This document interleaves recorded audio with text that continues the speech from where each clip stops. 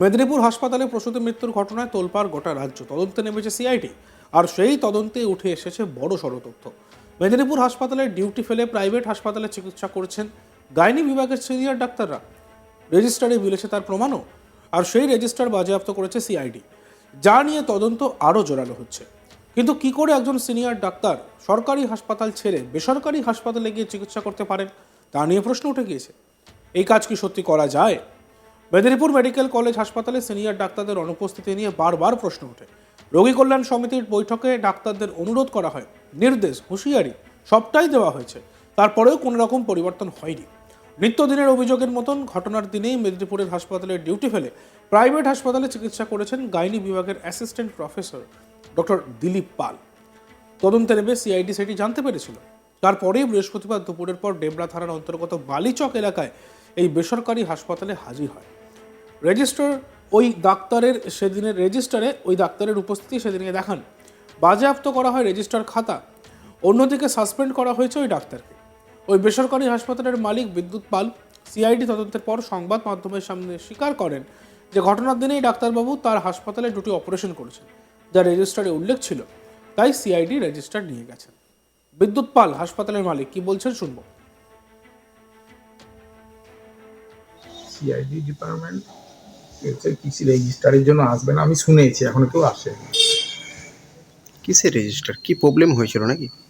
Problem নয়, ওই কি ওই মেদিনীপুরের কি ওই আপনার পেশেন্ট ডেলিভারি পেশেন্ট নিয়ে কী হয়েছে সঠিক করে আমি জানিও না। আমাকে বললাম আপনি 8-9 তারিখে রেজিস্টার, আমি রেজিস্টারগুলো দিয়ে দিই। কোথা থেকে খবরটা পেলেন আপনি?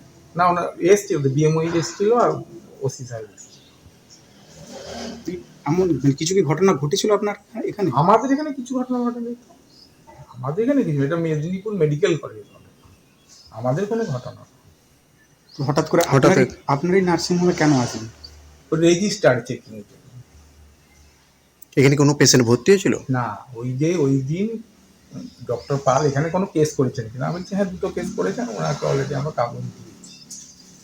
ওই যে রেজিস্টার জানিয়েছে তার 2 দিনের 2টো কেস। সেই সাপেক্ষেই সিআইডি এখানে আপনার করেছে। আসবে শুনেছি, এখনো আসেনি। একই রকমভাবে মেদিনীপুর মেডিকেল কলেজ হাসপাতালে বেশিরভাগ ডাক্তারের বিরুদ্ধে অনুরূপ অভিযোগ রয়েছে। জুনিয়রদের দিয়ে হাসপাতাল চালানোর অভিযোগ প্রকটভাবে সামনে এসেছে তদন্তকারীদের। আর এই নিয়ে আমাদের প্রতিনিধি শাহজাহান আলীর একটি প্রতিবেদন আমরা দেখব।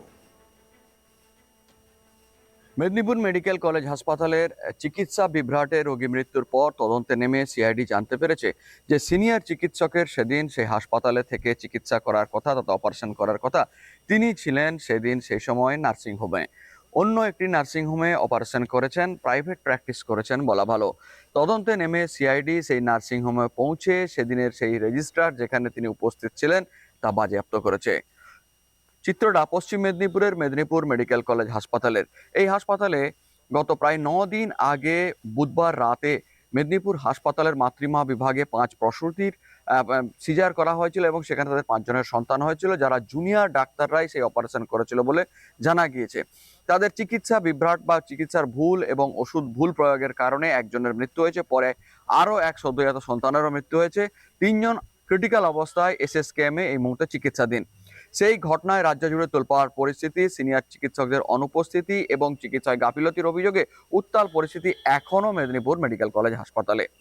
আর সেই কাণ্ডের তদন্তের নামে রাজ্য স্বাস্থ্য দপ্তর একটি টিম এসে সেই তদন্ত করে রিপোর্ট দেয় মুখ্যমন্ত্রীকে এবং স্বাস্থ্য দপ্তরের আধিকারিকদের। একই সঙ্গে প্যারালালি সিআইডির পক্ষ থেকেও তদন্ত শুরু হয়। সিআইডি তদন্তে জানতে পেরেছে ঘটনার দিনে যে সিনিয়র ডাক্তার সেদিন ওই হাসপাতালে উপস্থিত থাকার কথা ছিল, সেই দিলীপ পাল, তিনি সেই হাসপাতালে না থেকে অন্য জায়গায় অপারেশনে ব্যস্ত ছিলেন, প্রাইভেট প্র্যাকটিস করছিলেন তিনি, যা বরাবরই রোগীর পরিবারের লোকজনদের অভিযোগ থাকে যে সিনিয়র চিকিৎসকরা মেদিনীপুর হাসপাতালে না থেকে প্রাইভেট প্র্যাকটিসে ব্যস্ত থাকেন। সেই অভিযোগ এবার সত্যতা দেখা গেল মেদিনীপুরে। মেদিনীপুর মেডিকেল কলেজ হাসপাতালের গাইনি বিভাগের অ্যাসিস্ট্যান্ট প্রফেসর তথা সিনিয়র চিকিৎসক তিনি ছিলেন ডেবরার বালিচক এলাকার একটি গঙ্গা নার্সিংহোমে। ওই নার্সিংহোমের মালিক বিদ্যুৎ পালকে জেরা করেছে সিআইডি। তিনি স্বীকার করেছেন তিনি ওই দিন অপারেশন করেছিলেন 2টি। মুখ্যমন্ত্রী ইতিমধ্যেই এই কাণ্ডে গাফিলতির অভিযোগে 12 জনকে সাসপেন্ড করেছে, তার মধ্যে 6 জন সিনিয়র চিকিৎসক, 6 জন জুনিয়র ডাক্তার। এই মোট 12 জনকে সাসপেন্ড করে দিয়েছেন এবং মুখ্যমন্ত্রী নিজে জানিয়েছেন সেই দিলীপ পাল যিনি সেখানে থাকার কথা তিনি 3টে অপারেশন বাইরে করেছেন। অর্থাৎ বরাবরের যে অভিযোগ ওঠে রোগীদের যে সিনিয়র চিকিৎসকরা প্রাইভেট প্র্যাকটিসে ব্যস্ত থাকেন, শুধু মেদিনীপুর মেডিকেল কলেজ হাসপাতালে মাঝে মধ্যে হাজির হন এবং বেতনটা তোলার জন্য থাকেন। এই অভিযোগ আরও একবার সামনে প্রকট হলো। আপাতত ওই দিলীপ পাল সহ 6 জন সিনিয়র চিকিৎসক আরএমও তারা সাসপেন্ড হয়েছেন, তাদের স্থানে বিকল্প হিসেবে অন্যান্য চিকিৎসকরা হাজির হয়ে গিয়েছেন। অন্যদিকে যে 6 জন জুনিয়র ডাক্তার যারা ওই অপারেশনের সঙ্গে প্রত্যক্ষ পরোক্ষভাবে ছিল, যাদের ভুলে এটা হয়েছে, তাদেরও সাসপেন্ড করা হয়েছে। তবে এই ঘটনার জেরে অন্যরকম প্রতিক্রিয়া তৈরি হয়েছে জুনিয়র ডাক্তারদের মধ্যে। তাদের জুনিয়র ডাক্তারদের সমস্ত সংগঠন মেদিনীপুর মেডিকেল কলেজ হাসপাতালে তারা সমস্ত চিকিৎসা পরিষেবা থেকে বিরতি নিয়েছে। তারা জানিয়েছে এই ঘটনা তারা মর্মান্তিক এবং তারা মেনে নিতে পারছেন না। তাদেরকে সব টার্গেট করা হচ্ছে, কাদের ভুল সেটা না দেখে বা কোন পরিস্থিতির কারণে এটা হয়েছে সেটা না দেখে জুনিয়র ডাক্তারকে সব টার্গেট করা হয়েছে। তাই যতক্ষণ না সাসপেনশন তোলা হয় তারা কোনো রকম কাজ করবেন না মেদিনীপুর মেডিকেল কলেজ হাসপাতালে। আর সেই দাবি করেই মেদিনীপুর মেডিকেল কলেজ হাসপাতালে সমস্ত পরিষেবা থেকে তারা সরে গিয়েছেন। তবে তাদের স্থানে চিকিৎসা পরিষেবা স্বাভাবিক রাখার জন্য কাজ করতে হচ্ছে সিনিয়র চিকিৎসকদের, যাদের কয়েকদিন আগে অবধি সেভাবে মেদিনীপুর হাসপাতালে দেখা যায়নি। তারা সমস্ত জায়গায় নিজেদের উপস্থিতি দেখিয়ে সেই চিকিৎসা পরিষেবা স্বাভাবিক রাখার চেষ্টা করছেন। এই মেদিনীপুর মেডিকেল কলেজ হাসপাতালে প্রতিদিন আউটডোরে রোগীর সংখ্যা প্রায় 1,500 থাকে এবং ভর্তি থাকা রোগীর সংখ্যা যে 926 বেড থাকলেও প্রায় 1000-এর বেশি রোগী থাকেন। তাদের চিকিৎসা পরিষেবার ক্ষেত্রে বেশিরভাগটাই জুনিয়র চিকিৎসকরাই সামাল দিতেন এতদিন ধরে, বেশিরভাগ সিনিয়র চিকিৎসক অনুপস্থিত থাকতেন।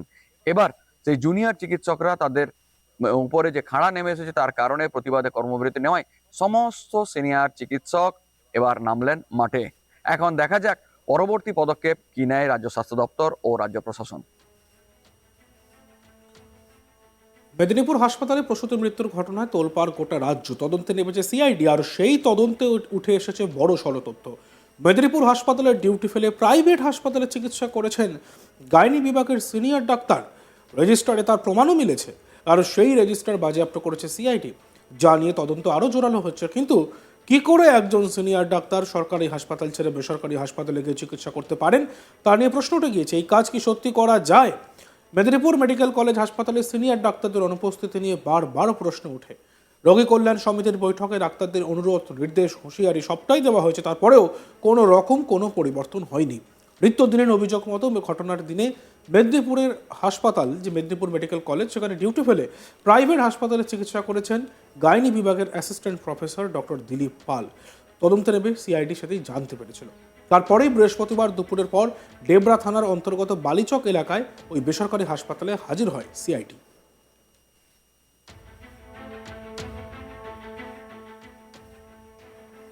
দেখতে থাকুন আজ তাক বাংলা। আমাদের ভিডিওসগুলি ভালো লাগলে লাইক করবেন, কমেন্টস করবেন, শেয়ার করবেন এবং চ্যানেলটিকে অবশ্যই সাবস্ক্রাইব করতে ভুলবেন না।